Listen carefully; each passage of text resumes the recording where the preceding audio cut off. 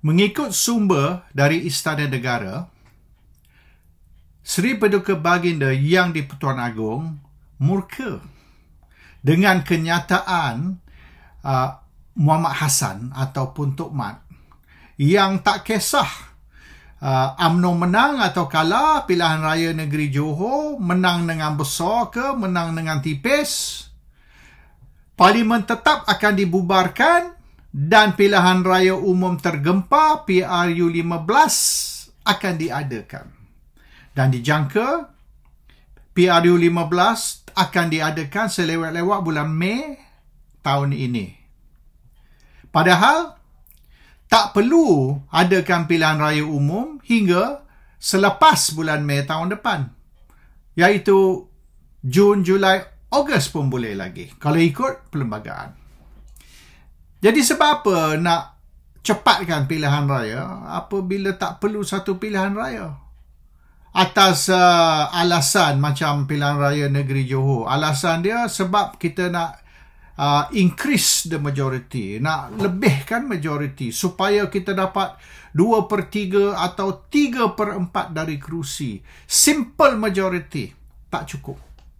Majority tanpa 2/3 atau tanpa 3/4 is not good enough. Perlu kita adakan pilihan raya semata-mata supaya kita boleh increase the majority. Untuk apa? Seperti tuanku berkata, kerajaan stabil.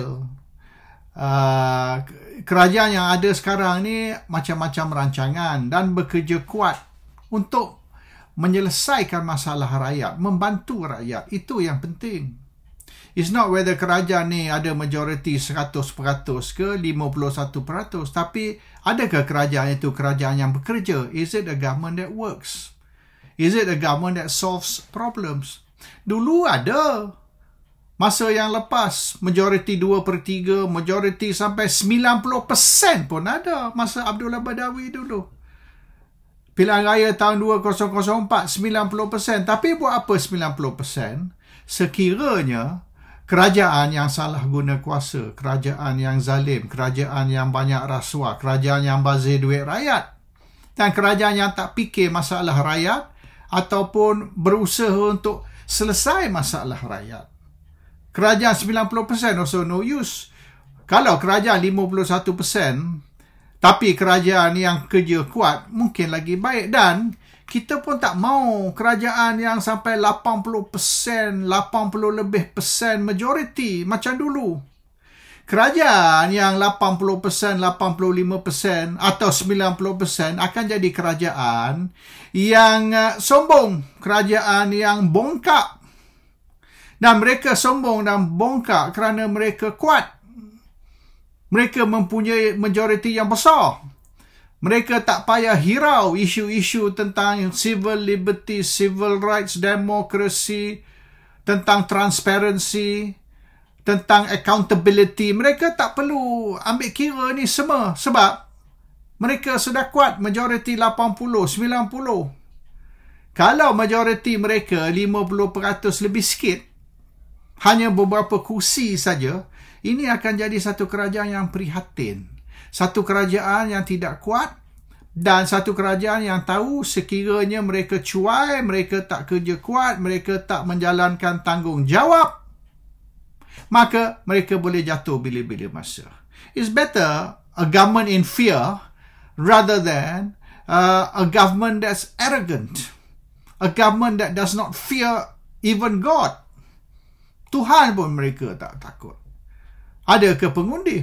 Jadi, maybe it's good. Jangan bagi kerajaan ni kuat sangat. Dan ini kita telah berkata semenjak tahun 90-an lagi. Bukan baru sekarang kita berkata ini. Semasa mula-mula tubuhnya semangat 46. Tahun 88. Dan apabila pilihan raya tahun 90, kita telah berkata, biarlah UMNO memerintah. Tak apa. Biarlah Barisan Nasional memerintah. It's okay. Tapi jangan biar mereka kuat sangat. Sampai macam Kak Melaka 3/4. A government that has too much power is going to be an arrogant government. A government that does not fear anything. People have to fear something.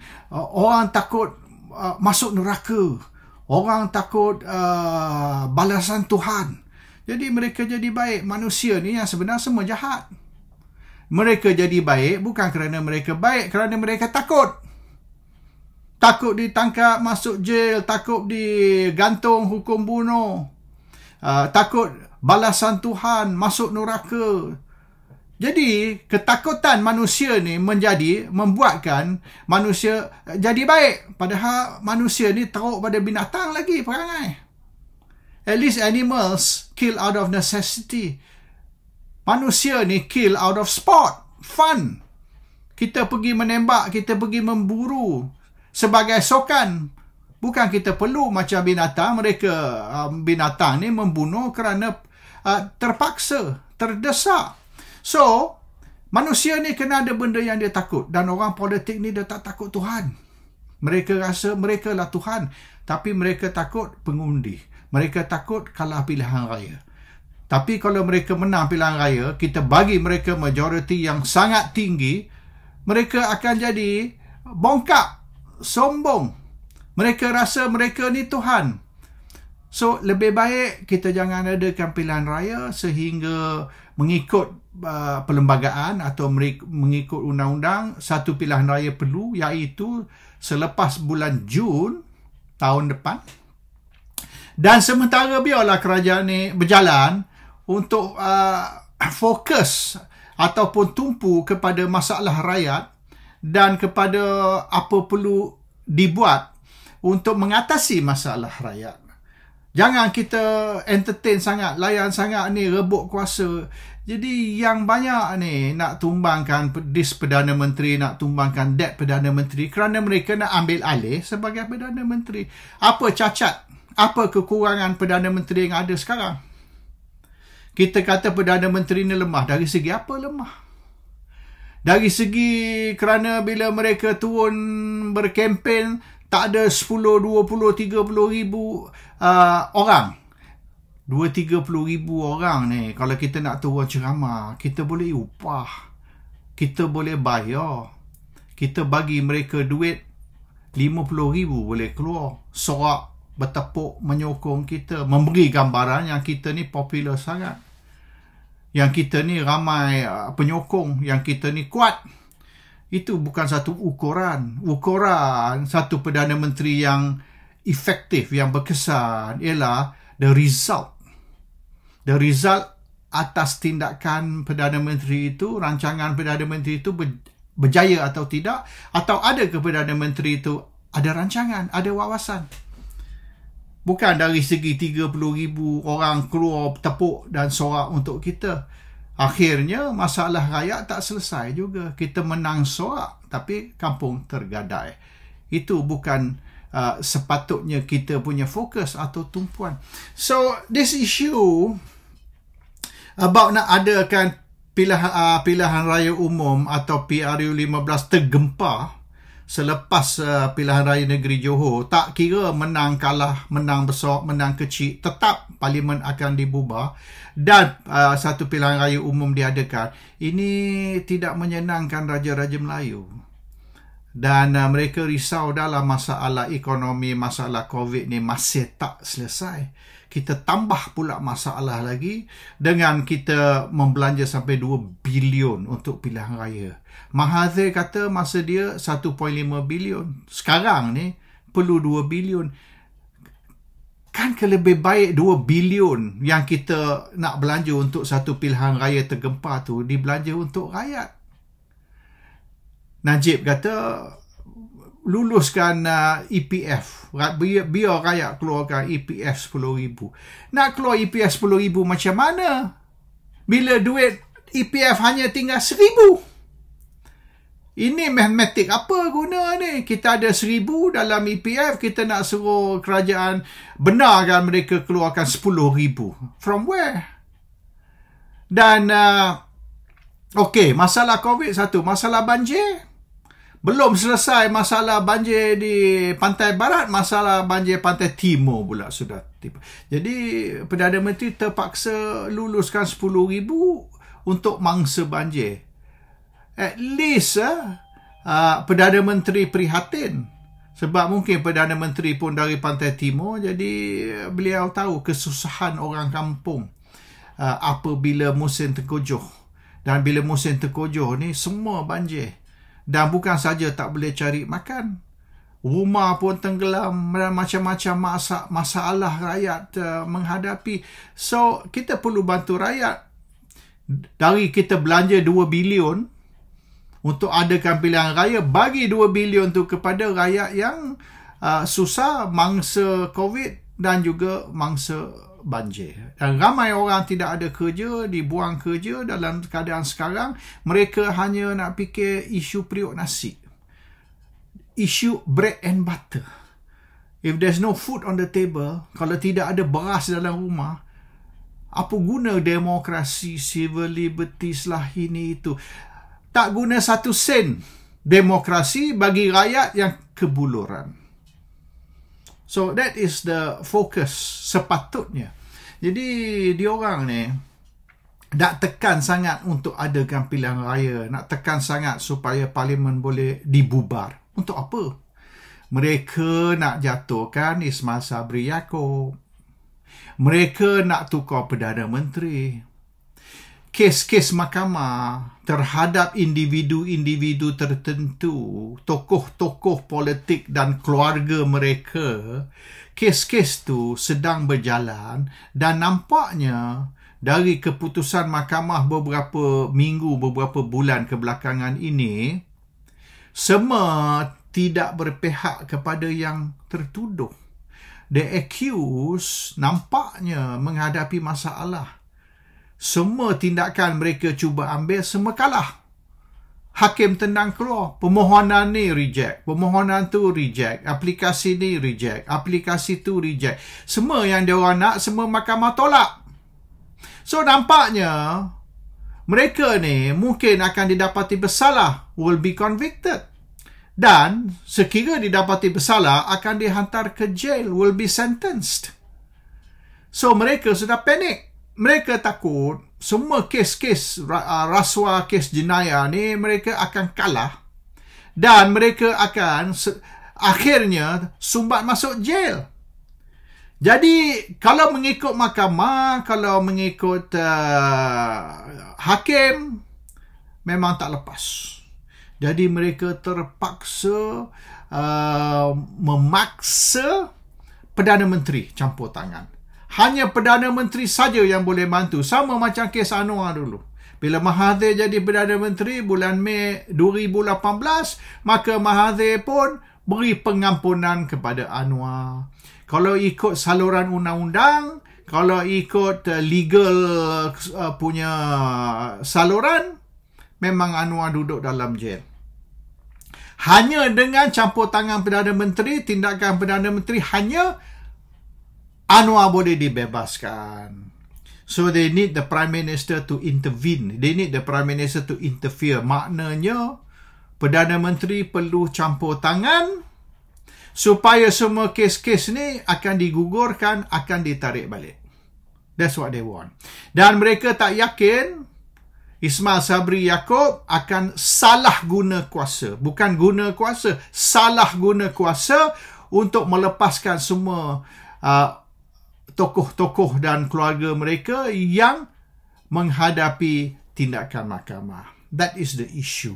Jadi mereka kena tentukan yang Perdana Menteri ni orang mereka. Dan Zahid tak boleh jadi Perdana Menteri sebab dia ada kes. Najib tak boleh jadi Perdana Menteri sebab dia juga ada kes. Bermaknanya hanya satu saja yang boleh jadi Perdana Menteri, iaitu Tok Mat, Muhammad Hassan. Dan sekira Tok Mat jadi Perdana Menteri dan oleh kerana Tok Mat ni akan jadi proksi mereka, maka Tok Mat boleh bertindak melepaskan mereka semua. Itu yang matlamat mereka sebenar. Jatuhkan Ismail Sabri, ganti dengan Tok Mat, dan Tok Mat akan bertindak untuk melepaskan semua. Tapi Tok Mat ni bukan ahli parlimen dan dia tak boleh dilantik senator untuk jadi Perdana Menteri. Menteri Kabinet boleh, Perdana Menteri kena ahli parlimen.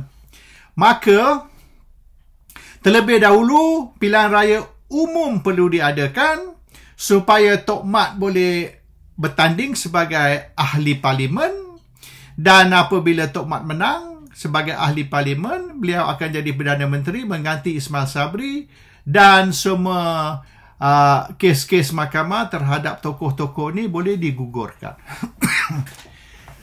Kemungkinan besar Tok Mat akan bertanding di Parlimen Rembau. Jadi Khairi Jamaluddin juga perlu dijatuhkan. Oleh kerana itu, banyak mereka bangkit tuduhan-tuduhan bahawasanya Khairi ini terlibat dengan rasuah.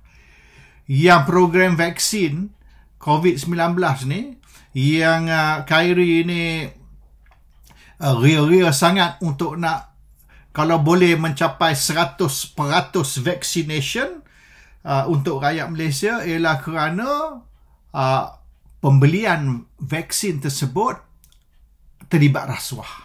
Ada kickback, ada bribery. Jadi, Khairi menerima berjuta-juta komisen untuk beli vaksin mengikut tuduhan puak-puak UMNO. Dan Khairi pun saman.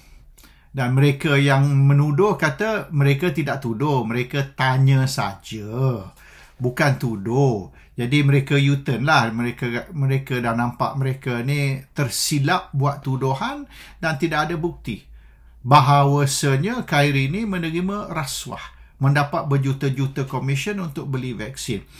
Matlamat mereka ialah nak menjatuhkan Khairi dengan menimbulkan isu Khairi ni bapa rasuah, dan isu COVID ni ialah bukan kerana nak menyelamatkan nyawa rakyat Malaysia, tapi kerana komisen. Dan sekiranya tuduhan ni orang percaya, maka Khairi akan digugurkan. Khairi tidak akan diberi kerusi Rembau untuk bertanding pilihan raya akan datang, dan kerusi itu diberi kepada Tok Mat. Dan kalau Tok Mat bertanding dan menang, maka Tok Mat akan ambil alih sebagai Perdana Menteri mengganti Ismail Sabri, dan balasannya Tok Mat akan membebaskan semua tokoh-tokoh dan keluarga mereka yang dituduh salah guna kuasa, rasuah dan macam-macam lagi jenayah. That is the game plan. Jadi, it's a long way round. Mula-mula pilihan raya negeri Johor. Habis pilihan raya negeri Johor, kita akan adakan pilihan raya umum selepas parlimen dibubar. Dan calon-calon dalam pilihan raya, kita letak orang kita. Dan apabila menang esok, lepas pilihan raya, kita akan gantikan orang-orang yang bukan orang kita dengan orang kita. Maka, selepas itu, the last move, bebaslah semua penjenayah-penjenayah yang dituduh di dalam mahkamah. Dan oleh kerana itu, rakyat akan menderita, rakyat akan susah, duit rakyat berjumlah berbilion-bilion akan dibelanja.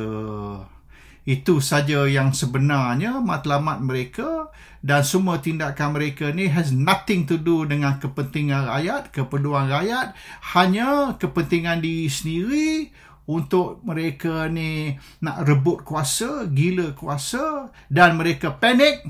Sekira mereka tidak berkuasa, maka mereka akan dimasukkan ke penjara. Itu saja. Assalamualaikum.